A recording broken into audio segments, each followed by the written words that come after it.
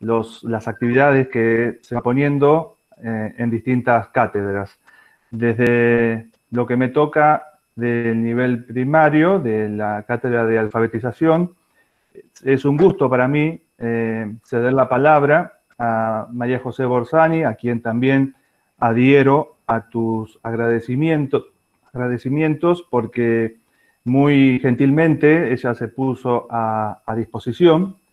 Y bueno, como para hacer una breve, digamos, una breve reseña, comentario biográfico de su amplia trayectoria, tenemos que decir que la profesora Borsani es terapista ocupacional de la UNR y maestra especializada en educación diferencial.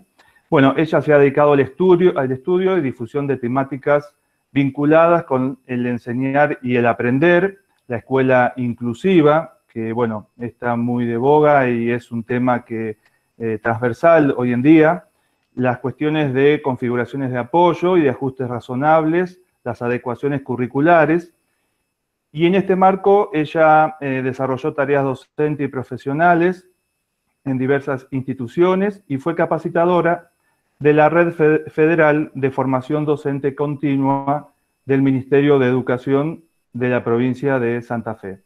También es docente a cargo del espacio curricular, desarrollo curricular y adecuaciones curriculares en la Escuela Inclusiva de la Universidad Nacional de Santiago del Estero, miembro fundador y coordinadora del equipo interdisciplinario del Instituto de Pedagogía Clínica de Rosario, y tiene una un vasto recorrido en la escritura y en las cuestiones de las reflexiones que a ello atañe.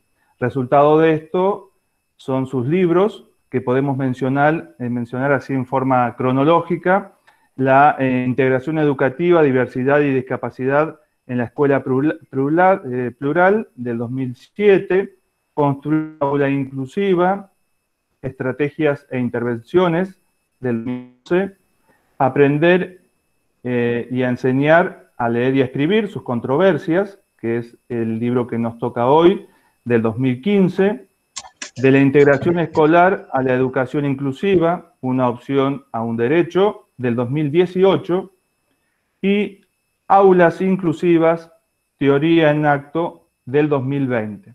Así que bueno, es un lujo escucharla, tenerla en este espacio virtual, mediado por la pantalla, pero intenso en lo que tiene para ofrecer. Quiero cerrar con una cita de Borges que me parece bastante pertinente al tema. En su libro El Aleph, del año 49, En la busca de Averroes, Borges, haciendo esta especie de ficción, este ensayo y ficción tan bien a su estilo, y quiero citar, él dice: los frutos y los pájaros pertenecen al mundo natural, pero la escritura es un arte. Pasar de hojas a pájaros es más fácil que de rosas a letras. Así que bueno, me quedo con esta idea de la escritura es un arte, y con eso levantamos el telón y la escuchamos a María José. Gracias, María José, y el espacio es todo tuyo. Bueno, buenas tardes. Gracias, Miriam. Gracias, Damián, por esta gentil invitación. La verdad que yo me sentí muy convocada cuando... Les voy a contar un poco cómo son estas cuestiones, ¿no? Yo recibo un mensaje de Damián diciéndome a ver si podíamos hacer este conversatorio. No nos conocíamos, como suele suceder. No nos conocíamos, pero de alguna manera ya nos venía entretejiendo la red de la escritura, ¿no? Porque esto tienen las palabras, los textos y la escritura. Los libros circulan, hubo alguien que en un momento lo escribió, pero lo interesante es que haya quien los lea, quien los relea y los que te escriban, los reescriba, ¿no? Cada vez que se lee un libro, uno hace una nueva interpretación y hace una nueva lectura y es una nueva escritura. Así que esto a mí me convocó mucho el poder encontrarme en un espacio de una cátedra de alfabetización inicial de escuela primaria. Después lo hicimos extensivo y abierto a los institutos del circuito. Y me parece sumamente interesante el encontrarse con docentes que ya están en ejercicio y aquellos docentes que hoy están estudiando convocados por llegar a las aulas, ¿no? Estas aulas que, como bien decía Miriam, se han visto muy conmovidas por el momento que estamos viviendo y que no se han cerrado. Las clases han seguido, las aulas están abiertas de maneras diversas, están llegando los docentes a sus alumnos de múltiples formas en un esfuerzo que creo que vamos a dimensionar dentro de un tiempo, ¿no? El esfuerzo que se ha hecho y además lo que se ha podido hacer. Así que va mi agradecimiento a todos y a todas, fundamentalmente a Damián, que fue quien armó toda esta red. Y bueno, la idea hoy es, primero conversar un rato, esto no es otra cosa más que un conversatorio. Si fuéramos menos, quizás lo haríamos dialógico, pero dado las limitaciones del instrumento, lo hemos organizado así. Yo voy a hacer una breve exposición y después de esta exposición vamos a conversar sobre las cuestiones que surjan a raíz de lo expresado. La escritura es un arte, sí, y creo que es un arte que nos incumbe a todos. No hay nadie que pueda quedar por fuera, ni debe quedar por fuera de la escritura. Por supuesto que escuchar de la boca de Borges esto es fabuloso, y yo lo voy a trasladar al arte de aprender a leer y escribir, y a lo que hacen los niños cuando aprenden a leer y escribir, porque me parece que es fundamental que quienes van a acompañar el proceso de construcción de la lengua escrita puedan dimensionar este acto que es el del aprendizaje, el de la construcción de un sistema simbólico de representación gráfica. Miren todo lo que es la escritura, ¿no? Un sistema simbólico de representación gráfica que nos acompaña durante toda la vida. Fíjense que aun cuando muchas de las funciones van claudicando en la vida, la lectura y la escritura suelen seguir acompañando al ser humano hasta sus últimos momentos. Y nos acompaña desde múltiples espacios y proveyendo múltiples cuestiones, ¿no? Desde el entretenimiento hasta la información, desde la información hasta el trabajo. Nosotros decimos que la escritura es un derecho.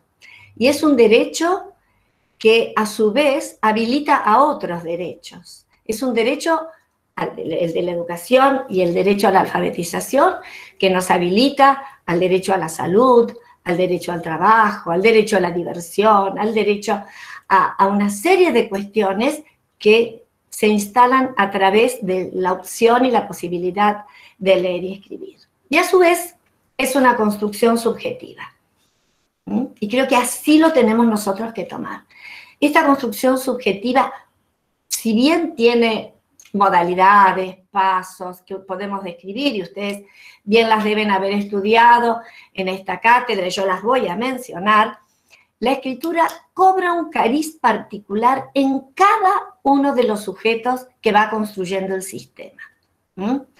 Cada uno hace una construcción particular, privada y pública, social e individual, pero esa impronta que tiene en cada sujeto es lo que le da la posibilidad de que sea una herramienta, un artefacto, un sistema simbólico subjetivo.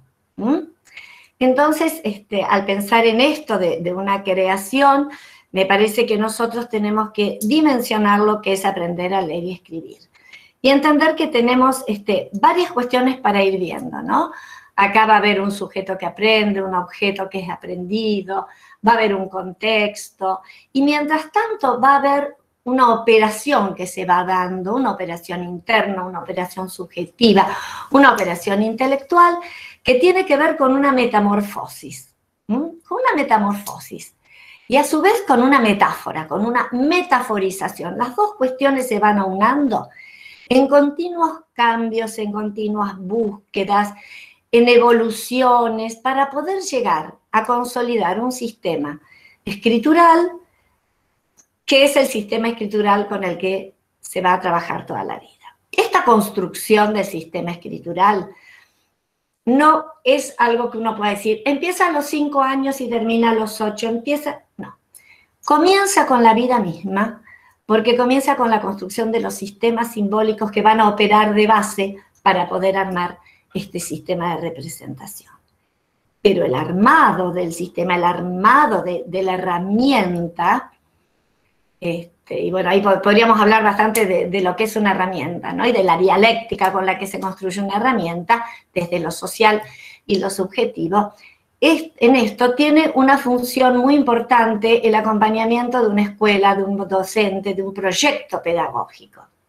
Cómo se posiciona ese docente ante esta construcción subjetiva. Creo que ahí vienen varias cuestiones que es interesante revisar. Una es poder consolidar la idea de que la escritura no es lo mismo que el lenguaje oral. Si bien es un sistema de representación simbólico, es un sistema lingüístico. Y en tanto sistema lingüístico no es la representación exacta, lineal, codificada de la lengua oral. Y además tiene diferencias sustanciales. La oralidad, la lengua oral, esto que estamos diciendo, tiene una sustancia fónica. Nosotros ahora nos estamos escuchando, pero esta sustancia fónica se desvanece, yo me callo y la palabra no está. Hoy con todos estos sistemas los podemos recuperar, es verdad. Ustedes a lo mejor después lo bajan de YouTube y lo vuelven a escuchar. Pero va a cobrar otra sustancia recién cuando esté escrito. Por ahora tiene sustancia fónica, se desvanece, es pasajera. Y esto también tiene que ver con que funciona en la inmediatez de los interlocutores. Tienen que estar los interlocutores ahí para que exista la función comunicativa entre los hablantes. En cambio, la escritura es un sistema de representación que, esto también es una cuestión muy dialéctica, ¿no? Que es lingüístico, pero esta función lingüística pasa a tener una sustancia gráfica. La escritura es lenguaje en sustancia gráfica. Permanece el decir en un texto, permanece en los rasgos, permanece en el portador de texto, perdura y se recupera de esta misma manera. Entonces nosotros lo que decimos es que la lengua escrita trasciende el tiempo y el espacio, se materializa y esa materialización permite ir más allá del momento, del instante. Entonces supera instantes y supera territorios. Y miren la importancia que ha tenido la lengua escrita, que en la historia de la humanidad marca un hito fundamental. Piensen, si no, ¿qué estudiábamos cuando decíamos el cambio de prehistoria a historia? El cambio de la prehistoria a la historia está dado por la aparición de la escritura, por la posibilidad de dejar testimonio, de superar la inmediatez, de que el mensaje se conserve, sin que necesariamente en el lugar estén el emisor y el receptor. Este es el legado tan grande que hemos recibido de cómo en la historia se ha ido trabajando la escritura. Una construcción que hoy podríamos decir que supera los 4.000 años, en tanto escritura, que la escritura alfabética supera los 4.000 años. La escritura alfabética, si vamos a buscar otros tipos de escrituras, nos remontamos a muchísimos años más, que nos permite revisar el pensamiento, qué importante que es. Y esto no lo tenemos que pensar ya desde quién está alfabetizado, quién armó el sistema, sino los niños de nivel inicial también, en sus escrituras iniciales, pueden revisar su pensamiento cuando hacen un dibujo para acordarse de algo o cuando van dejando marcas que a ellos les permite plasmar y que no quieren que se les desvanezca, ¿no? Entonces vamos a avanzar en esta idea de la escritura en tanto objeto simbólico. No es un objeto concreto. Yo acabo de tomar una virome, tengo hojas, una computadora, son objetos tridimensionales. La escritura es un objeto simbólico que queda plasmado en el portador de texto. Es un sustituto, ahora lo vamos a retrabajar a esto. es un sistema de comunicación lingüística de una representación gráfica que necesita de los soportes gráficos. Hoy incluimos las pantallas dentro de estos soportes gráficos, y es un significante, en el mejor de los sentidos de significante. ¿Por qué? Porque representa algo. Algo que nosotros pensamos, algo que queremos registrar, algo que va a ser representado de una manera que no es literal, que no es igual, que no es su dibujo, es a través de casualmente, de esta forma lingüística que es la escritura. Y bueno, decíamos recién que representa un decir, representa un pensamiento. Entonces acá ya tenemos delimitadas algunas cuestiones. La escritura es un objeto de conocimiento. En la escuela primaria es un objeto de conocimiento que ya ha sido trabajado en el nivel inicial también. Y que es un objeto de conocimiento que no puede dar un conocimiento acabado, sino que va evolucionando y evolucionando a medida que el sujeto también evoluciona. Recién decíamos que era un objeto de conocimiento no tangible, y entonces nosotros nos tenemos que preguntar cómo se manejan los pibes con este objeto de conocimiento. ¿Cómo es esta construcción? Que fíjense que es una construcción sociohistórica, contextualizada. Entonces, hoy tenemos que pensar esta construcción sociohistórica atravesada por la pandemia, en tiempos de pandemia. Esto, en lo personal, me ha hecho repensar muchísimas cuestiones, ¿no? Algunas certezas se pudieron afirmar nuevamente, pero reaparecieron muchas incertidumbres en tanto lo que se hace en el aula y lo que se puede hacer fuera del aula, ¿no? Y qué interesante que son los procesos de alfabetización, tal como nos los van mostrando los niños, ¿no? Entonces decíamos, esta metaforización de antiguos gestos, huellas, trazos, grafos, hasta dibujos, que van derivando en esta escritura en tanto objeto simbólico. Entonces, vamos a decir que aprender a leer y escribir es una cosa muy seria, y hay que estudiar y trabajar con la seriedad que el caso lo requiere, ¿no? Y es cosa de chicos, es una cosa grande de cosas de chicos, una de las cosas más grandes que hacen los chicos, ¿no? Y es una experiencia única y personal. La cultura letrada es una cultura letrada que se ofrece, vivimos en la cultura letrada. Si ustedes hacen un esfuerzo y miran a su alrededor, van a ver la cantidad de continuas señales de cultura letrada que tenemos. El niño nace y en la maternidad le ponen el nombre. Ya ahí aparece la cultura letrada. Le dan un documento donde está escrito, hacen un certificado escritural, le dan análisis que son registrados escrituralmente.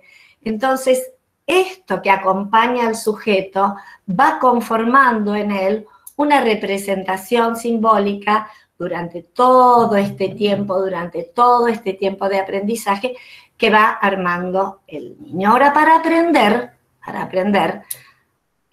hacen falta muchísimas cosas, ¿no? Y una de las cuestiones más interesantes que hace falta es tener un deseo.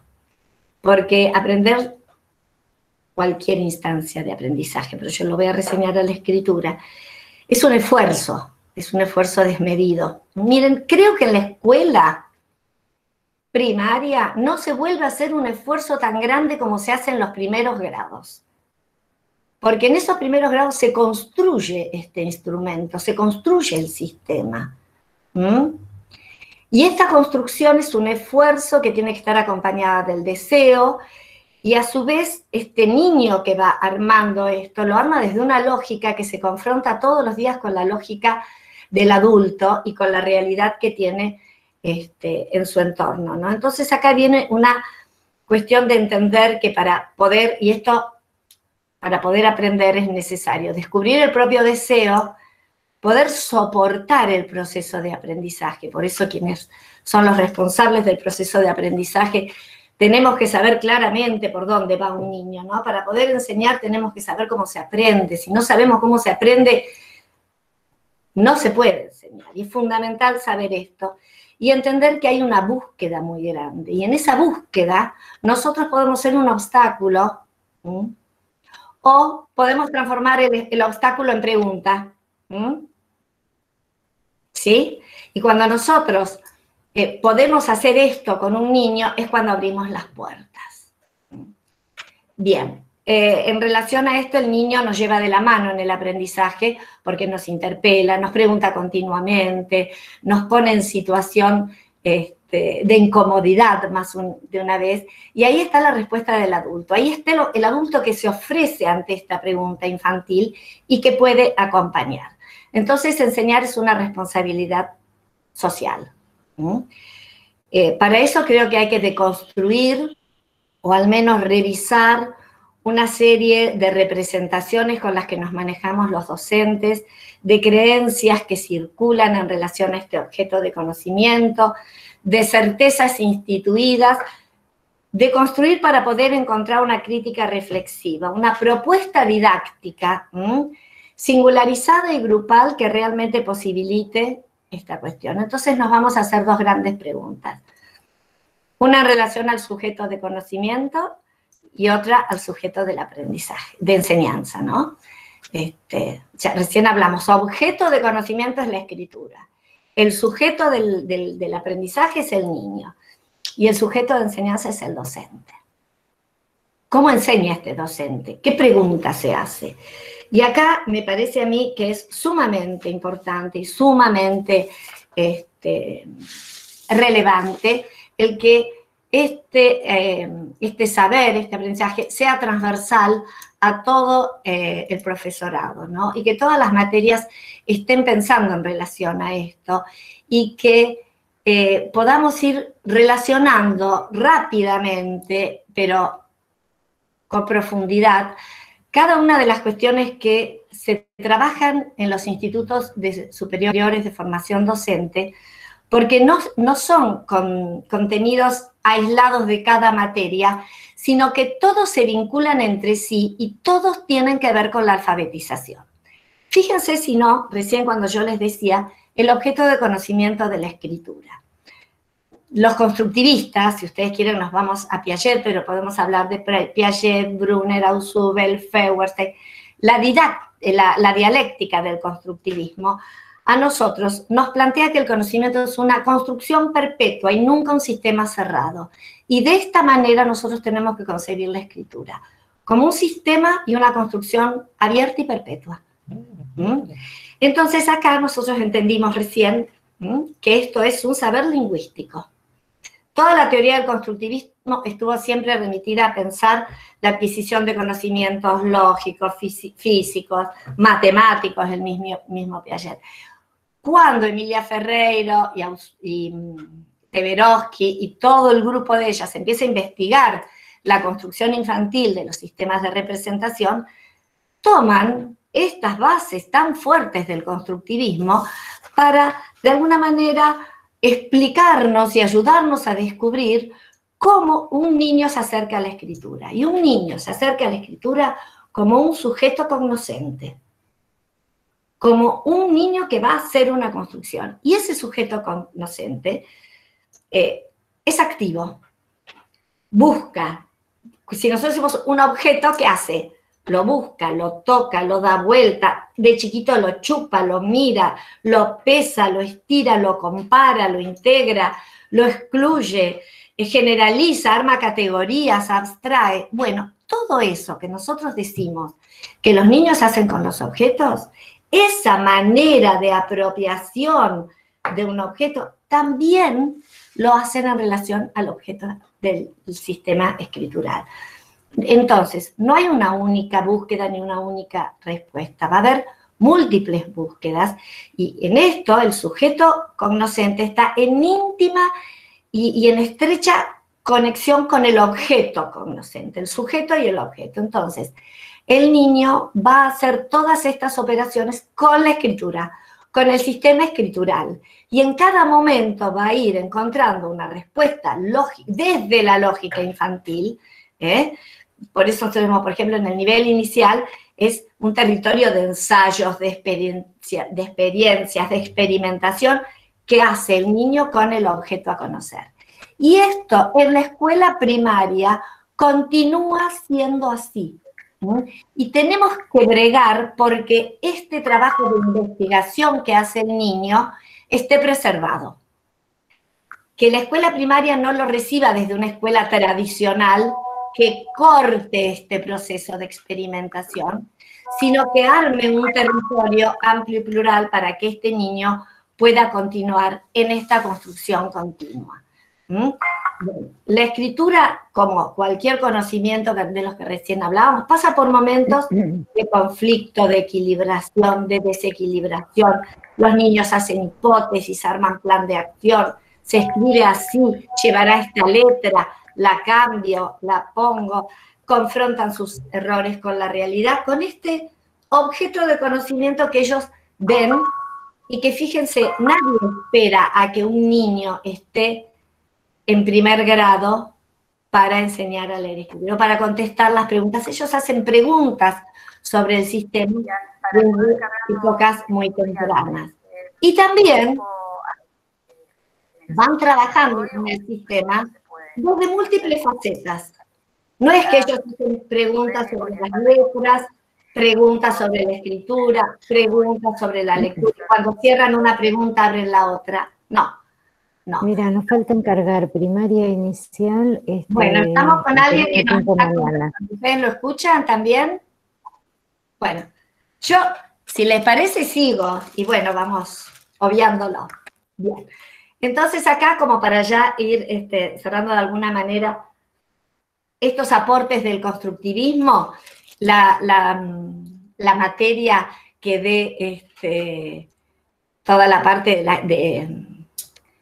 del constructivismo y la psicogénesis, a esa materia le digo que ahonde profundamente lo que son los procesos de asimilación y de acomodación. Porque si hay procesos que se evidencian y se despliegan durante el proceso de alfabetización, durante el primer ciclo, sobre todo, primero, segundo y tercer grado, son cómo interactúan la asimilación y la acomodación en el proceso escritural.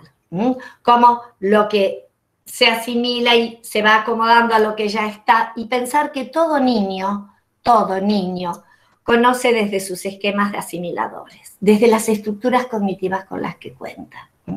Cada niño tiene un punto de partida. Entonces no es todavía no sabe tal letra, aún no sabe. Hoy sabe esto. Esta es su plataforma de investigación en torno al objeto de conocimiento que es la escritura. Este es su saber, este es su punto de partida. Y es fundamental que nosotros podamos reconocer esto. ¿Y cuál es el punto de partida? El punto de partida es ese punto de constante intercambio con el medio. En el aprendizaje de la lectura y de la escritura cobra mucha relevancia esta cuestión, ¿no?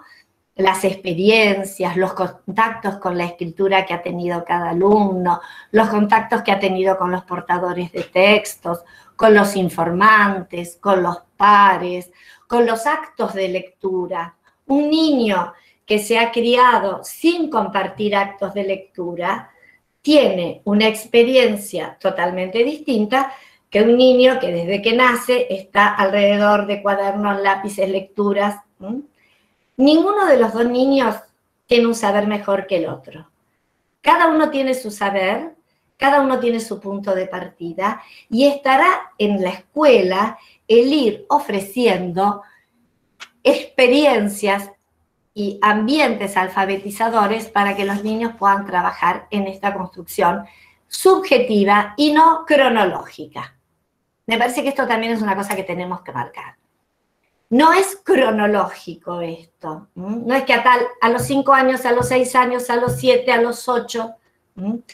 En relación a esto nosotros hasta podemos decir una cuestión muy clara para ir hablando ya de cuestiones bien específicamente pedagógicas, ¿no? Cuando yo les decía, revisar algunos supuestos, muchas veces se dice, es que este niño no está preparado para ir a primer grado. Esto es muy serio. Decir esto es serio. No es que un niño no esté preparado para primer grado. Es que quizás primer grado no está preparado para alojar a este niño, a su realidad y a su punto de partida. Esto también es dialéctica pura, ¿no? Este niño viene y tiene derecho a la educación, y esta educación es la que se tiene que acercar, que adaptar, que llegar a este niño a encontrar el punto de partida, porque si yo pongo a la escuela tradicional como un punto de partida, estoy desconociendo los procesos de construcción con los que vienen los niños. Y la idea es acompañar procesos de construcción. Entonces, cuando yo acompaño un proceso de construcción, lo que estoy haciendo es acompañar lo que el niño trae, lo que el niño sabe, reconocerlo como un saber de este niño, para de aquí poder ir avanzando. Y acá, en relación a la lengua escrita también, a la escritura, vamos a decir a la escritura, el niño va acompañando en su desarrollo una serie de cuestiones muy interesantes. Ustedes saben que el niño, podríamos decir, desde lo piagetiano, que nace armando un sensorio motor, un pensamiento en acto, que carece de instrumentos de representación. En realidad no es que carece, sino que tiene los elementos de representación que tienen sus padres en un primer momento, hasta que él empieza a armar y aparece la función semiótica en cada uno de los sujetos. Esta función semiótica es la posibilidad, o la función simbólica, como ustedes lo quieran llamar, de usar significantes diferenciados. Y la escritura es uno de estos significantes diferenciados. ¿Qué significantes diferenciados tienen los niños, construyen los niños? Bueno, miren, el lenguaje fundamental nos marca, la aparición del lenguaje es el pasaje del sensorio al representativo, casualmente, ¿no? El lenguaje recupera el ayer, se proyecta en el futuro, puede historizarse, puede expresar sus deseos, puede recordar, puede plasmar sus experiencias. Y junto a esto se va armando lo que se llama la representación mental, la representación simbólica. Y este trabajo psíquico empiezan a aparecer otros sistemas de representación, además del lingüístico. Aparece el juego, aparece el dibujo y aparece la escritura y el sistema numérico. O sea que esto no es azaroso, es una construcción subjetiva en continuo intercambio con el medio con el que está. Por eso el niño hace estas inferencias lógicas, estas bases de clasificación. Fíjense que nosotros decimos que los chicos entre el preoperatorio y el operatorio arman las bases de la clasificación. Y estas bases de la clasificación las trasladan al sistema escrito. Ellos con sus armados clasificatorios empiezan a poner letras, números, dibujos, entran a operar de esta manera en el sistema escrito. Son configuraciones cambiantes, por supuesto, que se van mutando, sí, y es necesario que así sea. Y recién yo les decía que todos estos saberes tienen que ver con el intercambio que establece el pibe con este sistema en su medio, en su mundo, ¿no? Y acá voy a traer inevitablemente el constructivismo y el interaccionismo dialéctico, ¿no? A Vygotsky, el padre del interaccionismo, cuando él nos dice el valor social de los aprendizajes, la influencia de la cultura en los individuos, en las propias funciones cerebrales de los individuos, ¿no? Y lo cambiante de las condiciones sociales y cómo estas condicionan, porque lo cambiante, cómo de alguna manera están influyendo en estos constructos. Hoy con la pandemia me parece que es algo que no es para soslayar. La importancia de la transmisión cultural, de la configuración histórica de la cultura en este entorno. Entonces acá sabemos que la interacción potencia el desarrollo, ¿sí? Dentro de una zona de desarrollo próximo, que es donde se dan estos intercambios que llevan a la escritura. Y como para acercarnos un poco más acá, les diría que esto no puede no ser epocal.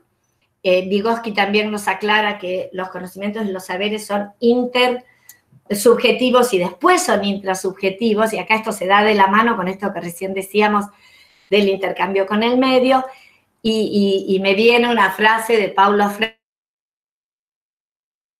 Freire, Petro, muy profunda, cuando él dice, nadie aprende solo. Todos aprendemos mediatizados por el mundo, por el contexto. Y hoy todos aprendemos mediatizados por la pandemia. El derecho a la educación hoy está mediatizado en la pandemia. Lo tenemos que pensar. Bueno, les dejo para pensar esto de la dinámica del futuro en la zona del desarrollo próximo, como la colaboración con un par, con el otro, con el docente, el interaccionismo es el que va acompañando. Y por otro lado, Vygotsky tuvo un concepto visionario en relación a la alfabetización, cuando él dice que los niños deben estar en un ambiente alfabetizador para poder alfabetizarse, y por otro lado, cuando él dice que en un primer momento la escritura es una simbolización de segundo orden, porque se apoya en la oralidad, porque todo el sistema de representación lingüístico hace de base, pero que después cobra hegemonía y pasa a ser un sistema de representación de primer orden. Fíjense las cosas que tenemos que pensar cuando estamos acompañando a un grupo que se está alfabetizando. Qué delicado es el problema, qué profundo, ¿no? Entonces, qué importante es el contexto donde se efectiviza la acción. Qué importantes son los andamiajes, las correcciones. Daría para una charla entera hablar de correcciones, ¿no? ¿Qué es el error? ¿Qué es el error constructivo? ¿Hay un error en un proceso constructivo? ¿O es el gesto del sujeto, es lo que nos muestra por dónde va? Por eso hay que estar dispuestos, hay que estar atentos, abiertos, y creo que hay que esperar del otro.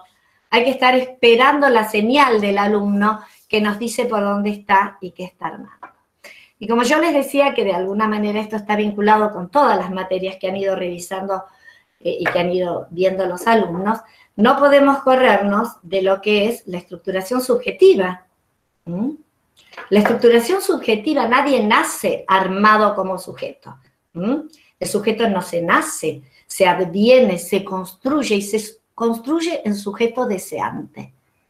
Y ese sujeto deseante desea aprender. ¿Y saben por qué desea aprender? Porque hay un objeto que se ha libidinizado para ser aprendido. Y esto es importante. Si nosotros conseguimos que los alumnos libidinicen este objeto de conocimiento, que le presten atención, que le den su importancia, que no sea hacer 3 renglones de tal letra, sino que sea la posibilidad de ser un sujeto de la cultura letrada, de poder pertenecer a la cultura letrada, de darle un valor a esa cultura letrada, es porque ahí se estructura algo del orden de esta libidinización objetal que hace que el sujeto tenga interés en hacer un aprendizaje de un saber social. Esto es un saber social. De ahí viene la apropiación de los saberes sociales, ¿no? Que por supuesto están ligadas también a esto que uno dice de las fases de la estructuración subjetiva. No es casual que nosotros hablemos de una latencia para estos momentos, que haya habido un atravesamiento de cierta legalidad, sino cómo me voy a interiorizar y a someter a la normativa y a las leyes de este sistema. Lo voy a hacer solo y tan solo si yo me puedo ir sometiendo a ciertas normas. Y también la escritura me va a permitir transgredir esas normas. Pero para poder transgredirlas tengo que haber reconocido y me tengo que haber estructurado en esta cuestión de las normas y las leyes subjetivas, endogámicas, exogámicas y ahora del sistema escrito. Bueno, voy a avanzar y me voy a adentrar un poquito en esto de la escritura. Recién decíamos esto de la función, porque le decía yo a Damián, mira, hablamos por teléfono y me hice como unos apuntes para seguir un eje. A mí me cuesta mucho seguir un eje. Pero lo tengo acá, voy a intentarlo. Recién casi me voy por un vericueto que me atrapó y regresé al tema. Me había atrapado esto de la ley fundante, la ley escritural, y dije, no, mejor lo dejamos para otro momento. Bueno, entonces dijimos esto de la función simbólica y de los sistemas de representación, y cada uno tiene su lógica. Y esto es algo que los chicos trabajan y van viendo y van entendiendo, ¿no es cierto? Y bueno, cuando la función comunicativa se establece desde épocas muy tempranas, se plasma en el lenguaje, en la representación del lenguaje interiorizado y aparece en el juego. Y después empiezan a aparecer los sistemas de representación gráfica. Los sistemas de representación gráfica son todos aquellos sistemas que van dejando huellas, marcas, es un gesto, diría Vygotsky, que queda plasmado en el papel. Bueno, lo que decía también Damián cuando abrió un poco esta charla. Y en esto, nosotros vemos que el niño hace un primer trabajo en relación a los dibujos, al mundo icónico, a los libros de cuentos, a los dibujos que va viendo, ¿no? Y él hace ahí un trabajo muy profundo que empieza a reconocer que eso representa a un objeto, pero no es el objeto tridimensional. Pero ¿hasta qué punto no lo es? ¿Vieron que más de una vez un nene intenta agarrar o tomar un helado que está en una propaganda? O aparece un león y el pibe se va por atrás y da vuelta a la hoja a ver si del lado de atrás está la espalda del león, o si está la cola del león, o cómo es este sistema. Yo acuerdo un niño que iba a buscar atrás del televisor a ver si se veía del lado de atrás. Ellos investigan, se acercan, miran, y en esto van entendiendo que hay un mundo figurativo, icónico, que es una representación del objeto, que conserva los atributos del objeto. El león conserva los atributos del león. Tiene cola, tiene cuerpo, tiene cabeza, tiene melena. La palabra león no conserva los atributos del león. Qué esfuerzo, qué trabajo poder entender esto, qué maravilloso. Y qué maravilloso poder acompañar a un niño en este caminar, en este llegar, en este descubrir todo esto. ¿Y qué descubre ahí el niño? Que hay un mundo de grafías no representativas, que no guardan similitud, pero que dicen, porque los adultos nos dicen, ahí dice ferretería, ahí dice café, allá dice nafta, aunque diga estación, y ellos empiezan a hacer hipótesis también en esto, ¿no?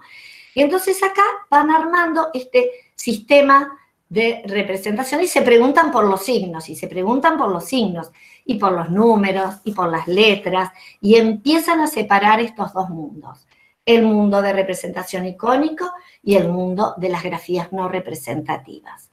Las letras, los números, que algunos tienen similitud gráfica, pero están en contextos similares, pero no representan lo mismo. Unos sirven para escribir, otros sirven para contar, unos siempre son los mismos. Una vez un pibe me dice, ¿vos viste que en Rusia hablan en ruso? Y yo le digo, sí, hablan en ruso. ¿Pero vos viste que los jugadores de la selección tienen los mismos números que los argentinos? Miren lo que ese pibe, sin decirlo, estuvo pensando.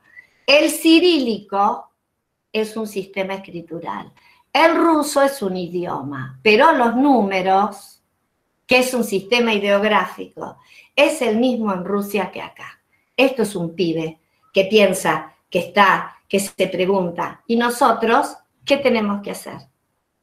Ir a acompañar esto. No venir con algo que no tiene nada que ver con lo que él está pensando, sino acompañar esto para que realmente estos significantes se desplieguen como una construcción, decíamos, subjetiva y creativa, sin que deje de ser un sistema normativo y un sistema reglado, porque continuamente le estamos haciendo esta bajada de línea indispensable.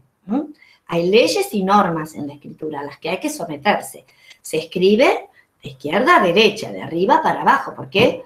Porque esto es cultural acá, porque es un saber cultural, porque es arbitrario, porque no hay relación entre símbolo y sonido, no. Porque una vez un pibe a mí me dice, la P tendría que ser para escribir mamá, porque mi mamá está embarazada y tiene una panza y representa más la P a mi mamá que a mi papá. Brillante, buscando una lógica en la representación, buscando una relación entre el sonido y el símbolo que es arbitrario. Es arbitrario y a la vez es convencional, es un acuerdo implícito o explícito, pero es de un grupo social. Nosotros decimos, es así. ¿Por qué la ch lleva la...? Porque es así. Y es así. Entonces vamos trabajando las normas, las leyes que lo rigen, solo esa escritura si te sometes a estas leyes, a esta estabilidad y esta mutabilidad que tiene el sistema. Porque tiene estabilidad, sí, pero cada tanto esta estabilidad se redefine, y cuando se redefine, aparece esta idea, ¿no?, de modificación de la convención. Y así es como los pibes van armando, con todo esto que uno aporta, que lo aporta a veces con intencionalidad y a veces sin intencionalidad, vamos armando, vamos ofreciendo al pibe una serie de información con lo que él arma saberes periféricos, que están como por los bordes de lo que va a ser la escritura. Para poder escribir hay saberes que no llamamos periféricos, que son socialmente transmitidos y que tienen que ver por el vínculo que se da entre el informante y el sujeto, y que son los portadores de textos que circulan, los que nos van dando también. Esto es una información que circula, que tiene que ver con la experiencia, como hoy decíamos, con los actos de lectura, con todo lo que un pibe explora, con toda la actividad que despliega. Y entonces ahí aparece la direccionalidad, los signos de puntuación, el sistema de números que es ideográfico, las letras. El chico se pregunta por el nombre de las letras, cuáles son los nombres de las letras. Primero reconoce por pertenencia, la de Marisa, la de papá, la de Juan, las nomina indistintamente, aprende que tienen nombres y los va poniendo en cualquier letra. Después va entrando en una estabilidad, una mayor estabilidad, y después puede aislar las vocales, que es lo mismo que hizo la humanidad, aislar las vocales. El sistema nuestro se transforma en alfabético cuando los griegos pueden ubicar las vocales. Pasa de silábico a alfabético ahí, con una transición muy grande, los fenicios, bueno, pero la vocal es fundamental. Y el pibe que hace empieza con las vocales. Le da valor silábico a la vocal. Empieza todo el despliegue que decimos de el momento presilábico, silábico y después de pasaje al alfabético. Miren ustedes todo lo que debe recorrer un niño para alfabetizarse. Todo lo que debe saber un maestro para acompañar a un niño. Para interpretar las señales de por dónde va cada uno de los pibes. Y cada uno de los pibes hace su recorrido. Yo recién les decía, nadie se atrasa. Todos van. Y todos abonan el saber de los demás. La pregunta de cada uno en ese grupo que se está alfabetizando es la pregunta del alimento. ¿Por qué puso eso ese pibe? ¿Y vos por qué pusiste aquello? ¿Y qué? Esto que empieza a circular y que es una de las cosas que nos ha faltado este año en el proceso de alfabetización. La pregunta inquietante del otro, la zona de desarrollo próximo. Y esto es todo un tema de lo que se ha sustraído debido a la pandemia, ¿no? Bueno, entre tanto, hay otros trabajos que va haciendo el niño, que son trabajos que nosotros podríamos decir que no son periféricos al sistema, sino que son intrínsecos al sistema y que son conceptualizaciones al interior del sistema y que tiene que ver con el producir significados. Esto nos enseña, esto se experimenta, son razonamientos infantiles, son lógicas infantiles, desde la lógica y absolutamente personal, el niño empieza a escribir y produce hipótesis cuantitativas, que son las hipótesis de cantidad, que permite legibilidad o no, hipótesis de variedad que entran en conflicto, y estos conflictos lo que generan son continuos desequilibrios. Miren, volvemos a una cuestión piagetiana, ¿no? Se genera un desequilibrio muy grande, hay un nivel de transición, aparece otro nuevo nivel, parece que se estabiliza, aparece otro conflicto y volvemos, y así vamos de conflicto en conflicto. Alfabetizarse es aprender a vivir en el conflicto, para ir buscando nuevas transiciones que nos lleven, como yo les decía, de un momento presilábico a una transición del silábico, a una transición del alfabético, y con una estabilidad que por momentos va y viene, porque es un aprendizaje pendular, y que va acompañado esta escritura también del aprendizaje de la lectura, que también es una creación, no lo podríamos también sumar a un proceso creativo, ¿no? Porque leer es producir un significado, es producir un significado. Leer no es poner ojos en un escrito. Leer es ponerse en el texto escrito, dejarse atravesar, dejarse habitar por el texto escrito. Y bueno, yo les decía que es una actividad que no nos damos cuenta, pero la hacemos continuamente. Yo leí los nombres de ustedes recién, leí algo que apareció ahí, voy leyendo mis apuntes. Es una actividad espontánea que la tenemos incorporada, ¿sí? Y que es una herramienta de inclusión social que comienza con ensayos imitativos, como dice Vygotsky, ¿no? Los aprendizajes empiezan siendo imitativos, los chicos hacen como que leen porque ven actos de lectura. Entonces el acto de lectura, el acto de escritura, tiene una amorosidad y una entrega, por otro lado, que es el que convoca al pequeño escribiente a soltarse en esta aventura, ¿no? Entonces, cuando el pibe se va dando cuenta que con su lectura él sanciona el escrito, que le confiere valor, eso es lo que lo lleva a producir mayores lecturas, ¿no? Me parece que devenir lector es una construcción muy profunda en la que los docentes tienen un lugar fundamental, de acompañar, de estar, de llegar.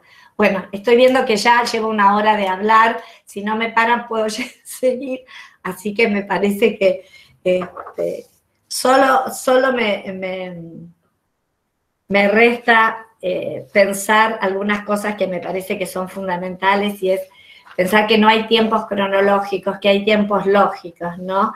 Y que en estos tiempos lógicos, cuando yo recién decía, repensémonos y deconstruyamos cuestiones, revisemos cuestiones metodológicas.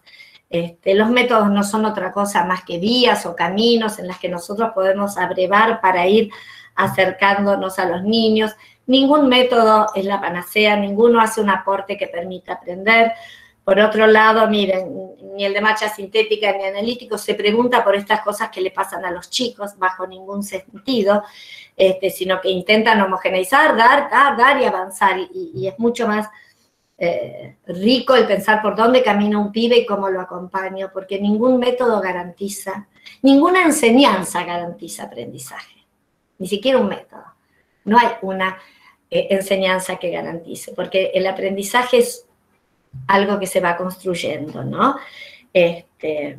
Entonces, revisar estas cuestiones, revisar los tiempos de aprender son subjetivos, revisar los tiempos institucionales, revisar esto que a veces decimos, se acabó el tiempo, ¿qué tiempo se acabó? Esto de cómo se recibe un niño, que decíamos, ¿no? No está preparado para... No, preparémonos para recibir los niños, quizás primer grado, que es este grado tan importante que marca muchas veces el debut en la escolaridad. Más que una primarización de la sala de 5, tendríamos que pensar en una inicialización de la sala de 6, ¿no? Pensar cómo podemos acompañarlos en este sentido. Bueno, esto que les decía, el tiempo no es la edad, bajo ningún aspecto. Los tiempos de construir son subjetivos, y no voy a hablar ni de aprestamiento, ni de constructivismo, ni ninguna de esas cosas que generan mucha polémica, pero que las dejaremos para otro momento. Bueno, Damián, Miriam, no sé si quieren que conversemos un ratito, si ha surgido alguna pregunta, algo que podamos... Bueno, sí, en el chat, María José, hay muchas apreciaciones a medida que vos ibas comentando y explicando, cuestión de esta articulación que hiciste con varias perspectivas teóricas. Y de mi parte, como para disparar un poquito digamos, el sendero de lo que puedas comentar, estuvo bueno que uno podía ver la toma de apuntes que hemos hecho mientras vos disertabas, digamos, hemos anotado y hemos considerado algunas frases o ideas que más que pertinentes. Y puntualmente tengo tres puntos que, bueno, no sé si da para el tiempo, pero esto al comienzo vos habías comentado de la escritura que debe atravesar todo el profesorado. Esta idea que recuerdo haberla charlado con Miriam, esto de puntualmente nosotros en el ISPEL, en el profesorado número 3 de Villa Constitución, bueno, se ha implementado una revista electrónica, que bueno, soy parte del comité y es la cuestión ahí un poco más la escritura expositiva o de artículos académicos, pero también hemos propuesto un ciclo de microficción y la idea es articular un poco la escritura y que sea transversal a todas las carreras. Eso me pareció por demás de interesante cuando lo mencionaste. Es decir, también la escritura como una política pública y política educativa que sea funcional a todas las carreras. A mí me suele tocar desde el área mía de letras que a veces cuando hay cuestiones de escritura es como que carga la mochila, es tu área y hacete cargo vos. Siempre parece así y no se visibiliza la cuestión tan amplia de la escritura. Sí, además fíjate esto, ¿no? Nosotros no podemos en la escuela primaria decir, bueno, el alfabetizador es el maestro cuando da lengua. No. El maestro es alfabetizador en todos los momentos. Cuando está dando lengua, antes de ayer, cuando dieron los ejercicios, celebraron el Día de la Tradición, ahí también se fue, aunque esté dando ciencias. Estoy trabajando ciencias y estoy armando un sistema de representación cultural en el que está la lengua. Y yo como docente me tengo que preguntar sobre mis actos escriturales, mis actos de lectura. Hay una cuestión muy interesante que a veces propongo cuando trabajo en algunas cátedras que me invitan de los institutos, y es el pensar la historia de la alfabetización en cada uno de nosotros. ¿Cuándo en la familia apareció la alfabetización? Si uno se remonta 2 o 3 generaciones para atrás, nos encontramos generalmente con el analfabetismo. Yo siempre lo cuento y lo digo.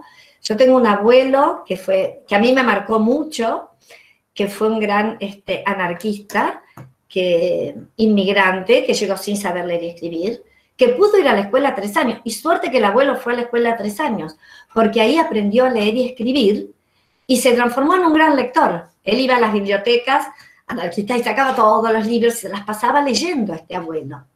Y este abuelo pudo ir a nuestra escuela tradicional homogeneizadora y pudo alfabetizarse. Y era mi abuelo. Entonces, si nosotros no vamos de alguna manera vivenciando estos procesos nuestros, propios, singulares, sociales, si no comprendemos el derecho que tiene un sujeto a la alfabetización, difícilmente vamos a poder, iba a decir, la alfabetización es liberadora, y ahí me voy de nuevo a Paulo Freire, construir esto, transmitirlo así, y además compartirlo con los otros profesores. ¿Cómo voy a ser un profesor que enseña didáctica de la lengua si yo no he revisado estas cosas? Parece que esto es ampliar un poco también la mirada como nosotros sujetos de la escritura, ¿no? No sé, Damián, si es para donde vos querías o pensaste que yo iba a andar. Pero... Sí, tal cual. Ahí hay un colega, el profesor Claudio del Macchio, espero pronunciarlo bien, que es de Cosetini, sí, y de la UNR de Humanidades. Bueno, cualquiera sea la materia o disciplina, no son más que discursos. Cada docente de lo que sea deberá hacerse cargo del discurso que estructura, forma y hace circular su saber. Es decir, en esta línea, como también ahí mencionaron la alfabetización integral, Mm, la idea y, y después, bueno, valorar cuando comentaste el error desde el aspecto positivo del error en el aprendizaje. sí. Ese es un tema Eh, muy interesante mirado desde el constructivismo, ¿no? Porque el niño tiene derecho a probar, a experimentar, a desechar, a borrar, no sé, a tachar, a que cuando él prueba, hace borradores. Nosotros hacemos borradores continuamente, ¿o no? Yo, para armarme estas hojitas, te diría que hice 3 o 4 que no anduvieron, las tiro, yo todavía escribo a mano, dije, no, escuché un audio que me mandaste, dije, voy a ir por acá, armé un poco. Bueno, permitirnos esto, en tanto escritores, nosotros, y permitirlos a los niños que se están iniciando en esto. Si el niño se está iniciando en esta producción, entender que un escrito es un montaje creativo tan estricto como ambiguo y tiene un punto de partida. El niño empieza poniendo unas letras, se va fijando, arma una oración, la revisa. Entonces, es un ensayo, es un producto, pero no es un producto acabado. Y lo que nos tiene que interesar es el proceso en esta mirada, ¿no? El momento del proceso, porque cuando uno entiende el momento del proceso, entiende la lógica. Mirá lo que me pasó esta semana.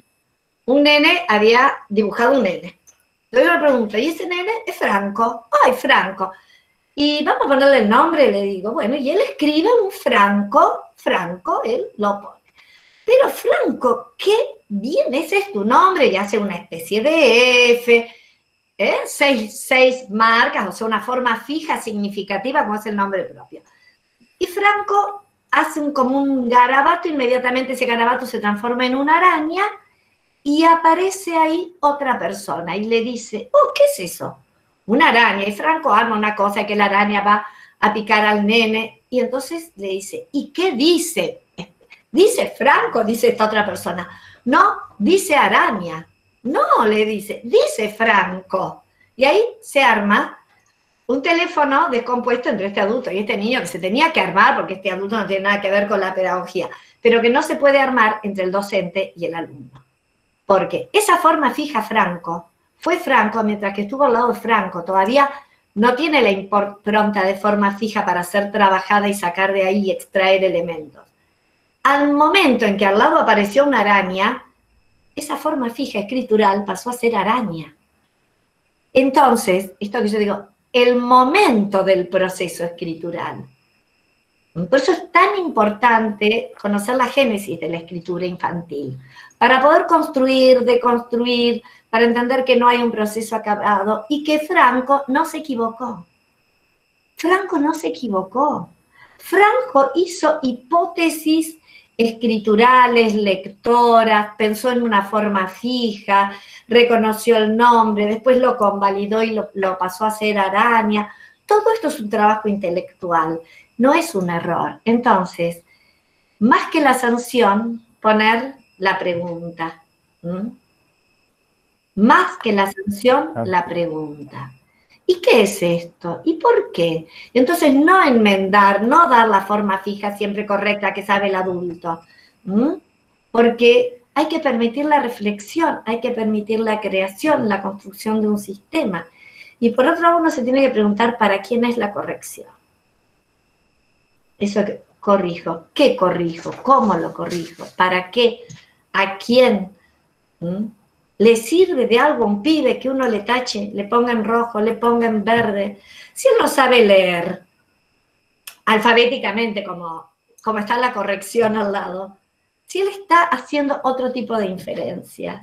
Entonces, esto, pensar que el error es el decir del niño, acompañarlo y dejarse interpelar como adulto por ese error. Es el decir de un sujeto que está construyendo un sistema, el error. Ya tendríamos otro conversatorio para el año que viene. Ahí se congeló. Se congeló. Está pensando en otro conversatorio este hombre, por lo que vemos. Sí, quiere Yo por si dar acaso no lo continuidad, escucho. María José. Somos muchos y hoy está inestable la conectividad. Yo recién me caí. La verdad que es un placer escucharte, María José, tan clara y tan, los conceptos, digamos, de alguna manera nos transportan a poder pensar en nuestras prácticas, en poder pensar en este proceso alfabetizador, en pensar, ahí estamos, Damián, nuevamente. Vos estabas hablando justamente Sí, acá estoy. de dar continuidad a los conversatorios. Escuchamos, a ver. Sí, no, decía en paréntesis, generar otro conversatorio en 2021 sobre la corrección en primaria, digo, la cuestión de las primeras correcciones y esto que decías, María José. Creo que es un tema apasionante. Creo que es un tema apasionante y que no se lo puede tratar si uno no trabaja escuela tradicional y la escuela hoy. La escuela tradicional es la escuela del producto acabado, del saber único, donde no hay procesos, hay productos, los productos ligados a edades, no hay constructos. No le da importancia a esto. Bueno, eso lo dejamos para otro momento. Porque sí, es todo un tema, pero tiene que ver también con el posicionarse, el cómo está posicionado el adulto en garantizar un derecho, y qué derecho y cómo lo garantiza. ¿Sí? Claro, porque incluso pensaban en lo que establece esta profesora catalana Isabel Solé en Estrategia de Lectura. Ella refiere sobre la metacognición en el proceso de alfabetización, como la metacognición es importantísima. Es importante la metacognición y es entender que no es lineal, no es que hago esto, mañana esto, eso es desconocer los procesos simultáneos en los que los niños se embarcan. Tal cual. Porque este niño Franco, con sus 4 años que andaba haciendo eso, que ni siquiera es necesario decir la edad que tiene, eso que él andaba haciendo, a su vez pregunta las palabras y a su vez hace como que lee, y entonces está trabajando, barajando un abanico de construcciones, de construcciones que se imbrincan entre sí, se abonan entre sí. Bien. Bueno. En el chat no hay preguntas por ahora, creo que no sé si alguien quiere hacer un comentario, si no ya daríamos el cierre, no sé Miriam, ¿qué te parece? Hemos disfrutado y aprendido. Está bien, a lo mejor hay alguien que quiera... Sí, o habilitar el audio, como quiera. Exacto.